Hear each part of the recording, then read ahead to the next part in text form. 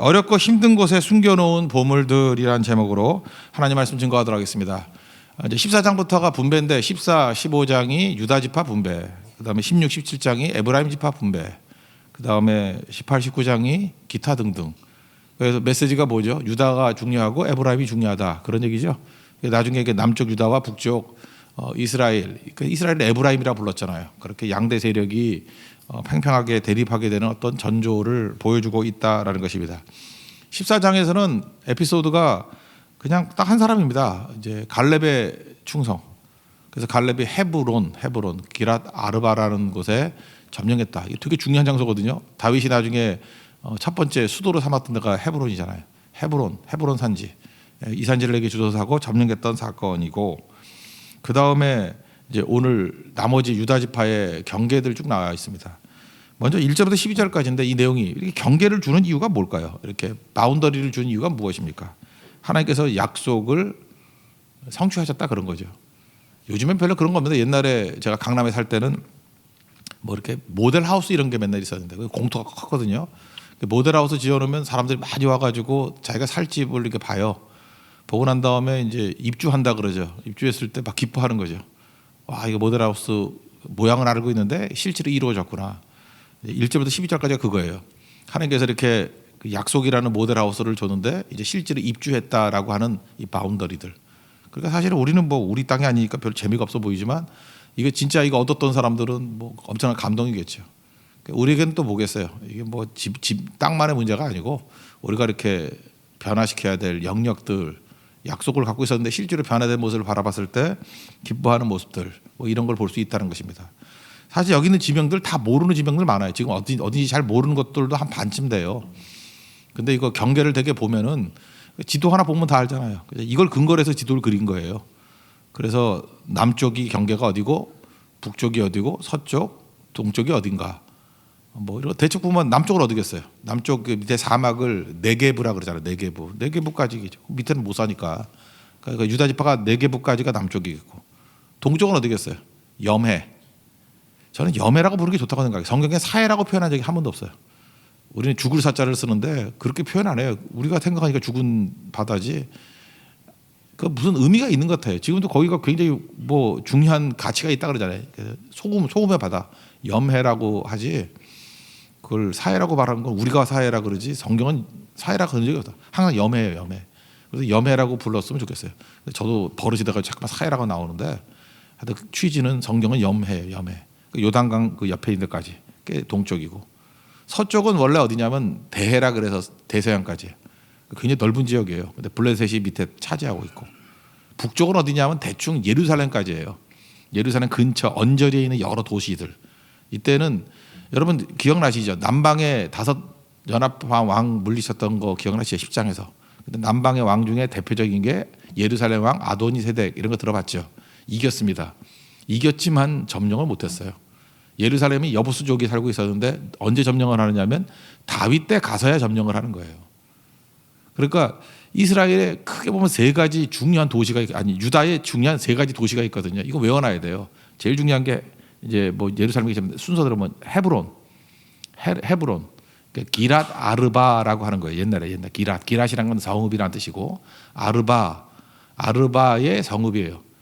아르바는 여기 안악의 아버지라고 나왔는데 진짜 아버지일 수도 있지만 조상이란 뜻도 있어요. 그죠? 아버지가. 근데 그 안악의 바로 아버지라 그러면 그 이름을 기랏 아르바라고 지었겠어요. 조상이겠죠. 일본이 뭐 자기 조상을 불러 천조 대신, 뭐 우리 한국은 뭐라 그래, 단군 뭐 이러듯이 그 민족이 생각하는 조상이 아르바인 것 같아요. 그래서 기랏 아르바, 우리 같은 뭐 당군의 성읍 뭐 이런 식으로 짓듯이 그게 헤브론이에요. 헤브론. 그러니까 뭐 성산 그러죠.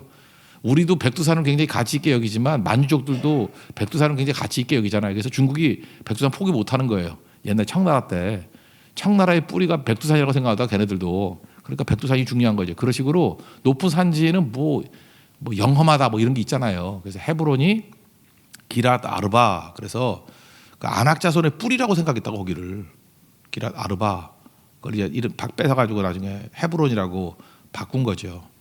그 다음에 나오는 게 이제 그 갈렙의 사위가 되는 사람이 그 최초의 사사의 온니엘이죠. 딸 걸어놓고 악사 죽게 이 땅 얻어라 하는 곳이 드빌이에요. 드빌이라는 곳인데 기랏 세벨 여기는 책이란 뜻이거든요. 책의 성읍. 그러니까 아마 도서관이 큰 데가 있었던 것 같아요. 그죠? 드빌. 드빌이 또 중요해요. 두 번째로. 그래서 여기는 어떤 문화적인 뿌리인 것 같아요. 책들의 성읍이라는 뜻이거든요. 기랏 세벨. 이걸 뺏어놓고 난 다음에 나중에 뭐로 바꿨어요? 이름을 드빌. 드빌은 성경에서 그렇게 큰 비중은 아니지만 그래도 유다의 3대 성읍이라 그러면 헤브론, 드빌. 그리고 마지막에 여부수족이 있던 예루살렘 거기를 뺏어가지고 다윗이 시온성 또는 예루살렘 이렇게 말을 했다는 거예요. 그래서 유다의 영역 가운데 이 세 개의 성읍이 제일 중요해요. 남쪽에 있는 헤브론, 그 다음에 여기서 7년 동안 왕노로 됐죠. 그 다음에 예루살렘 정복에서 나머지 33년 동안 왕노로 됐던 것이 예루살렘. 그렇게 됐다는 것입니다. 그리고 드빌은 자주 나오진 않지만 그래도 어떤 문화적인 뿌리가 되는 그런 책의 성읍이라는 뜻의 기랏세벨이었는데 드빌이라고 바꾸게 되었다. 이게 유다의 영역이에요. 지금 그 옛날에 그 지도 보면 나오지만 남쪽 유다하고 거의 영역이 비슷해요. 굉장히 넓은 땅을 차지하고 있었다는 것입니다. 이 스토리를 쭉 설명하고 있다는 거예요. 그러니까 북쪽 경계는 예루살렘과 거기는 여러 도시들에 대한 언저리들. 그러니까 그렇게 생각하면 되고, 그다음에 서쪽은 대지중해. 원래 블레셋 땅까지도 다 줬어요. 그러니까 블레셋 땅도 유다의 땅이다라고 하는데 그걸 차지하지 못했죠. 그래서 서쪽 가나안의 지형을 보면요, 요단강이 있죠. 쭉 내려오는 거. 갈릴리부터 여매까지 요단강이 있는데 요단강이 마이너스 200m라 그랬죠. 그 다음에 예루살렘이 800m니까 한 1000m 차이가 나요. 그러니까 예루살렘 비탈에서 요단강과 이렇게 수평으로 쭉 산이 있어요. 우리 태백산맥 같이.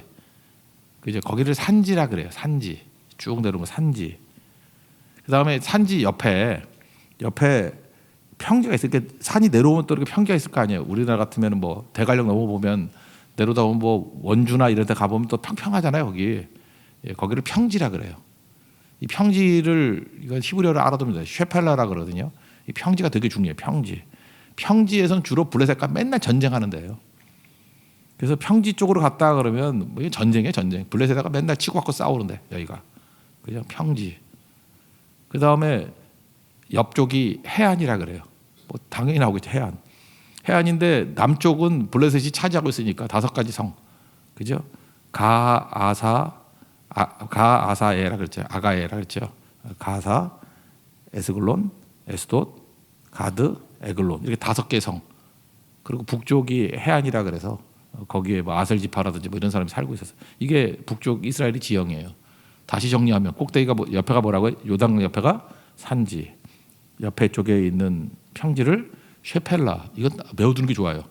이거 굉장히 유식해 보여. 쉐펠라라는 말은 되게 많이 써. 평지. 그리고 여기서는 전쟁이 벌어지는데 블레셋과의 전쟁이 벌어지는 거. 블레셋 땅 해안. 그 남쪽을 네게브라 그래서 사막지대. 이렇게 그 요단 서편 가나안 땅을 설명할 수 있다는 것입니다. 근데 그 남쪽에 대부분의 땅을 거의 유다가 차지하고 있다. 그런 얘기입니다. 여기서 뭐 지명 몇 개만 지금 경계는 설명했으니까 지명 몇 개만 본다 그러면요. 엔노겔이라고 나오죠. 7절에 엔노겔이라고 하는 7절 한번 읽어봅시다. 시작. 또 아골 골짜기에서부터 드빌을 지나 북쪽으로 올라가서 그 강 남쪽에 있는 아둠빈 비탈 맞은편 길가를 향하고 나아가 엔세메스 물들을 지나 엔노겔을 이르며. 그러니까 엔노겔이나 드빌이나 이게 다 예루살렘 언저리거든요. 그런 뜻인데 이게 엔노겔이 언제 나오냐면 열왕기상 1장에 보면요.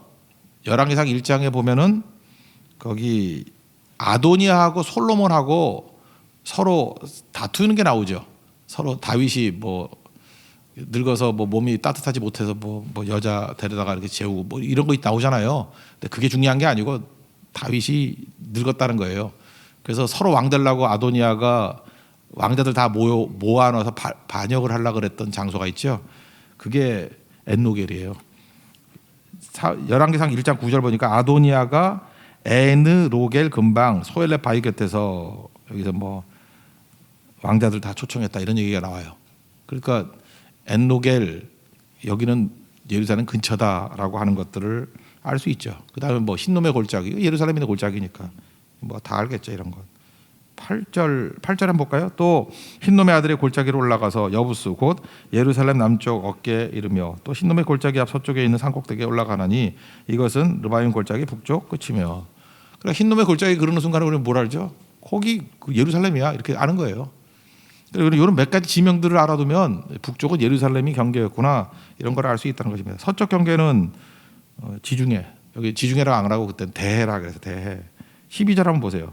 서쪽 경계는 대해와 그 해안이니 이렇게 나오고,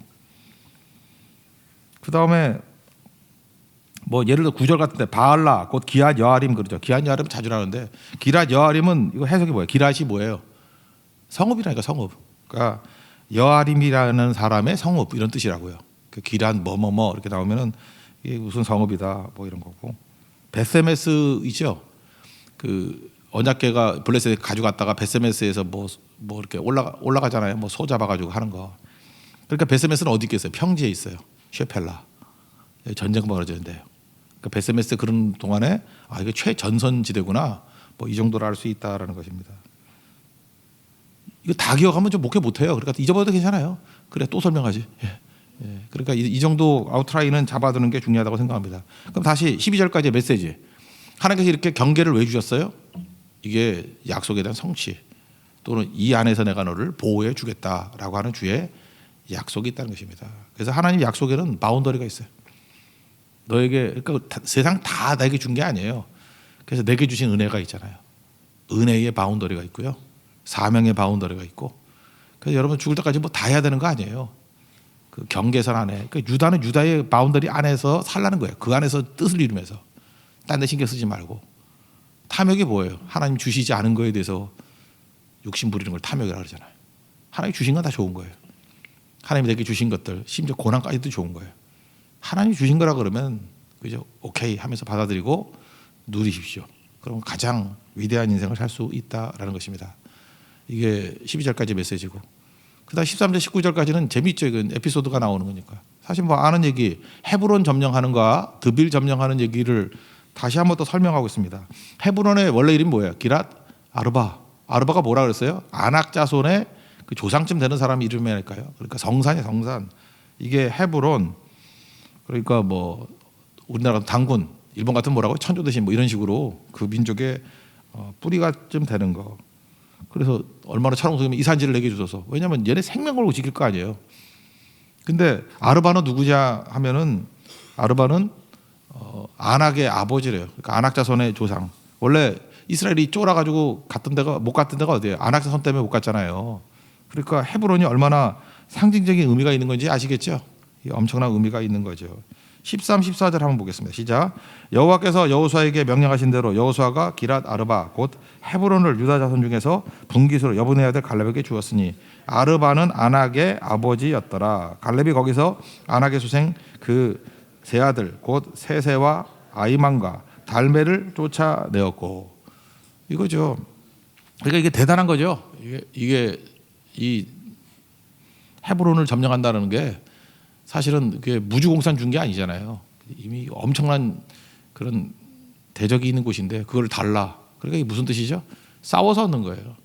그러니까 로마서 10장 10절의 말씀하고 똑같아요. 믿음이란 건 뭐냐면 마음으로 믿어. 사람이 마음으로 믿어 의에 이르고 입으로 시인하여 구원에 이르니라. 마음으로 믿고 이 사실을 내게 줘서 입으로 시인하죠.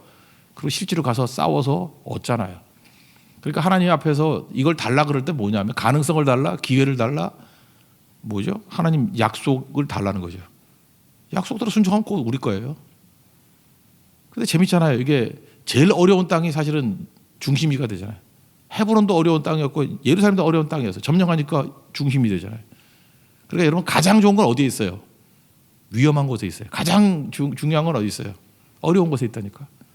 그래서 어려운 일에 충성해야만 하나님의 놀라운 축복을 받는 거지. 이 뭐 제비 뽑아서 받는 뭐 이런 찌꺼러기들 이런 거는요 다 썩어서 없어질 것들이에요, 그죠? 그런 거 갖고 뭐 인생 거나. 그러니까 여러분들 고달프다고 생각하지 말고 열심히 선교 다니고 예배기도 선교 열심히 하십시오. 그리고 여러분 유다 지파 되는 겁니다. 그래서 여기서 막 나와야죠. 나는 헤브론을 얻었어. 나는 드빌을 얻었어. 오늘 같이. 그죠? 나는 예루살렘을 얻었어. 다윗과 같이. 그 3대 성이 됐다니까요. 헤브론, 드빌, 예루살렘. 헤브론의 옛날 이름은 기랏 아르바. 그 성산이라고. 기랏 아르바. 그 다음에 기라세벨 이게 드빌이고 예루살렘은 여부수 쪽의 땅이고 그죠? 그렇게 됐다라는 것입니다. 그래서 이제 두 번째 얘기가 이제 헤브론은 얻었는데 드빌은 딸 걸어놓고 이거 점령하는 애한테 내 딸 악사를 줄 거야 그런 거예요. 악사 뭐 좀 예뻤는가 보죠. 그러니까 걸만하지 그죠? 딸 걸어놓고. 그때 온니엘이 최초의 사사잖아요. 온니엘이 가가지고 그 점령하게 되었다라는 것입니다. 그 얘기예요. 그래서 중요한 거 뭐죠? 85세지만 나는 강건하다 그랬지만 사실은 갈렙의 최선은 헤브론 없는 거였던 것 같아. 그다음에 솔직한 얘기로 힘이 딸렸는가 봐. 그래서 드빌까지 하려고 그러다 보니까 그저 지금 웃고 계신 김상희 집사님 같이 허리에 통증이 오고 이래가지고 딸 걸어놓고 이거 드빌 점령하면 내가 이거 줄게. 그래서 딸 악사 온니엘한테 악사 준 거예요. 사실 딸 걸어놨다기보다 시집 잘 보낸 거지. 그죠? 온니엘이 얼마나 훌륭한 최초 사사고 훌륭한 사람이에요. 그러니까 하나님께서 이렇게 윈윈 되게 만드신다는 거예요. 드빌이 그 기라세벨이라도 세벨이 어떤 곳이라고요? 체계 성읍이라니까요. 그래서 온니엘이 체계 성읍, 문화적인 중심지를 또 차지하게 됐다. 15절부터 17절까지 읽겠습니다. 시작. 거기서 올라가서 드빌 주민을 찾는데 드빌의 본 이름은 기라세벨이라 갈렙이 말하기를 기라세벨을 쳐서 그것을 점령하는 자에게는 내가 내 딸 악사를 아내로 주리라 하였더니 갈렙의 아우 그나스의 아들인 온니엘이 그것을 점령함으로 갈렙이 자기 딸 악사를 그에게 아내로 주었더라. 근데 이 악사가요 이게 보통 여자가 아니에요. 그 아버지가 뭐 줄까 그랬더니 진짜 딸은 도둑이라고요. 그냥 엎어치기를 다 달라 그래요. 아, 이거 저도 이제 딸이 있기 때문에 읽기 싫더라고. 그래서 그 18, 19절 이 도둑놈 딸에 한번 얘기를 한번 읽어보세요. 18, 19절 시작. 악사가 출가할 때 그에게 청하여 자기 아버지에게 밭을 구하자 하고 나귀에게서 내리매 갈렙이 그에게 묻되 내가 무엇을 원하느냐 하니 이르되 내게 복을 주소서 아버지께서 나를 내게 땅으로 보내시오니 샘물도 내게 주소서 하매 갈렙이 윗샘과 아랫샘을 그에게 주었더라. 여기 보니까 아버지가 뭘 물을지까지 다 알아. 이게 이제 구렁이가 들어가 있는 딸이에요, 그죠? 여기 보자 아버지가 자기는 원래 밭을 구하자 이거 작정하고 갔어. 그리고 아버지가 보면 물어볼 거야. 그래서 아버지가 진짜 물었죠. 근데 처음에 밭만 구하자 그러다가 나중에는 밭은 사실 싼 거거든. 거긴 사막지대니까 샘이 오아시스가 더 중요한 거 아니에요. 가가지고 그냥 윗샘과 아랫샘 하나도 아니에요. 윗샘과 아랫샘 두 개 달라는 거죠. 아버지가 마음 약해서 줬어요. 두 가지인가? 마음 약해서 준 것도 있고 이제 늙었으니까 어차피 죽을 거 뭐 가져라 그래서 준 것 같아, 그죠? 예. 그래서 특별히 딸 가진 아버지들이 18절과 19절 잘 읽어야 됩니다. 이게 뭔지 여기서 보여주는 메시지가 뭘까요? 이 악사라는 여자는 무지하게 똑똑하다는 거예요. 진취적이라는 거죠. 여자라 그래서 막 눌려 있지 않다. 그 믿음의 여인들은 이렇다라는 거예요.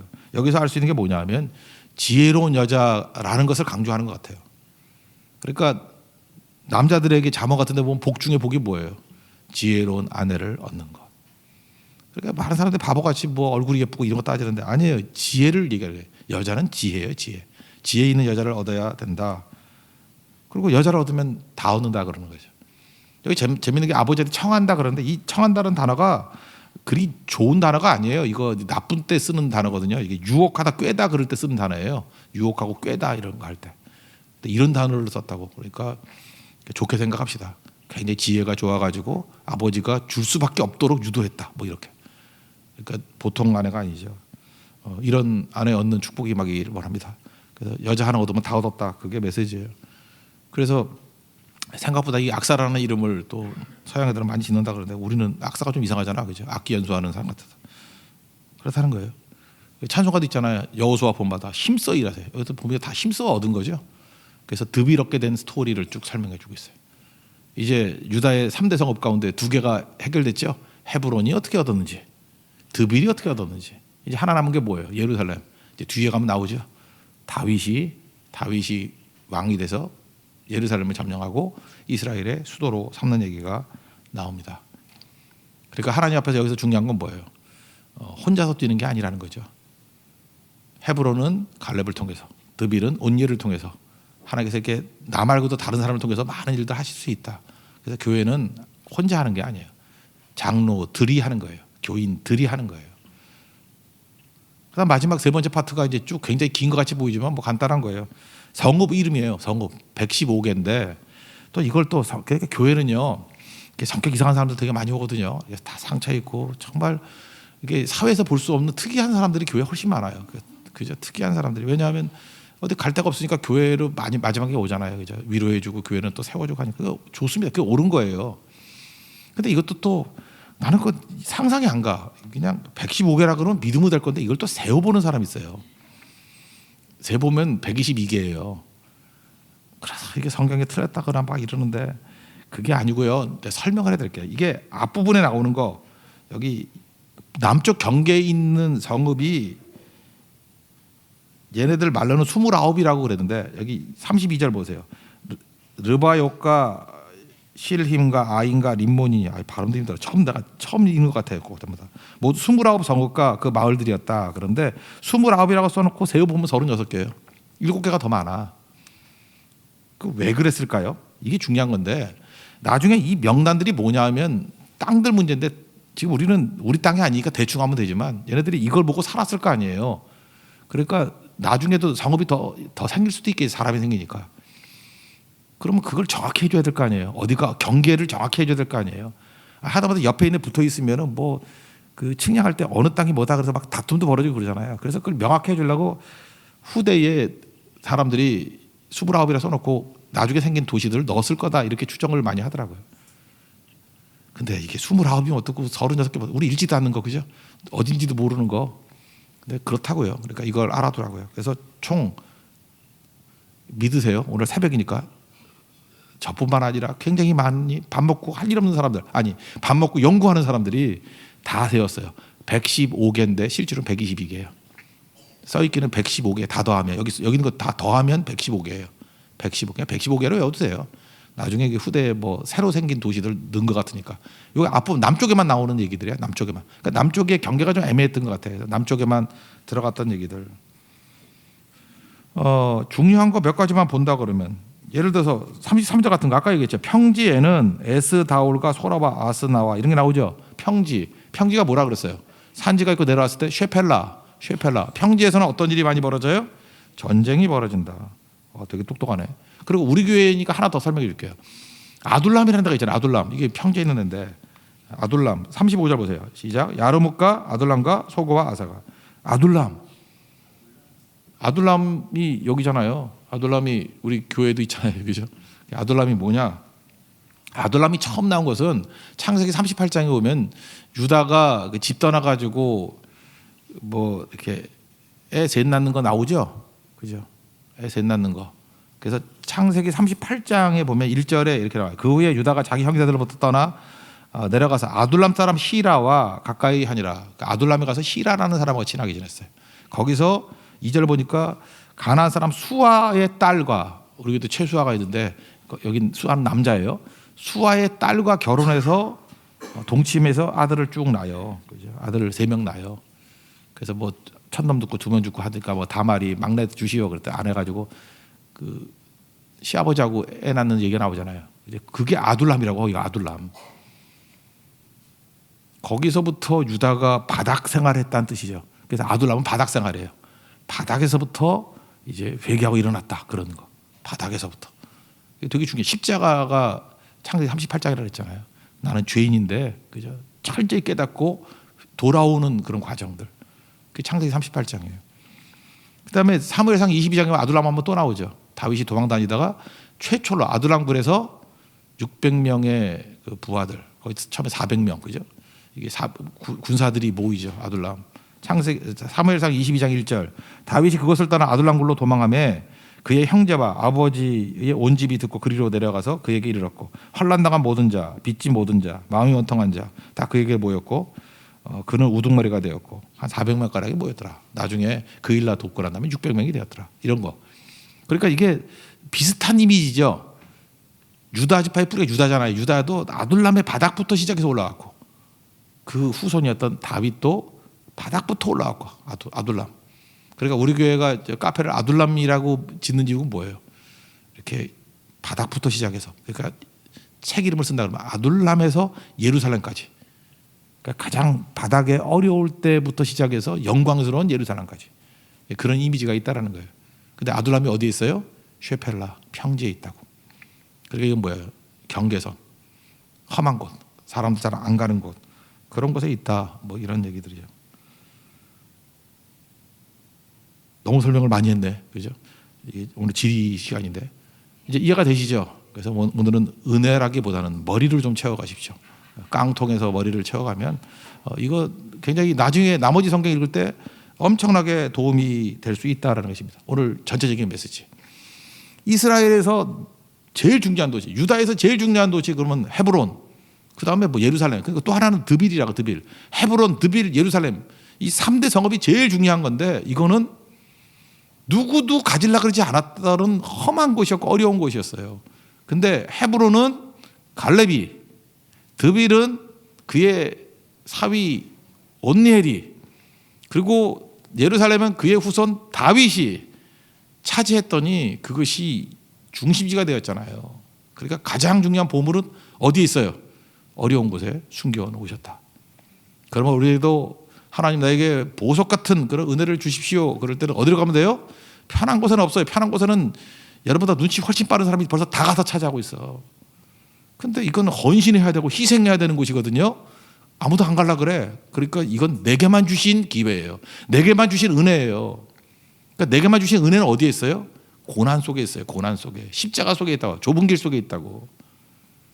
그러니까 그건 누구만 차지해요? 십자가의 길을 걸어가는 성도와 교회만 차지할 수 있는 거고, 좁은 길을 걸어가는 교회와 성도만이 누릴 수 있는 최고의 은혜라는 것입니다. 그 은혜 누리는 하나님 백성 되기를 축원합니다. 자리에서 일어나겠습니다. 347장 우리 찬송합시다. 여기서 보면은 가사가 너무 좋아요. 그죠? 약속 붙들고 힘써 일해라. 힘써 일해라. 347장. 오늘 뭐 이 내용이죠. 347장. 허락하신 새 땅에.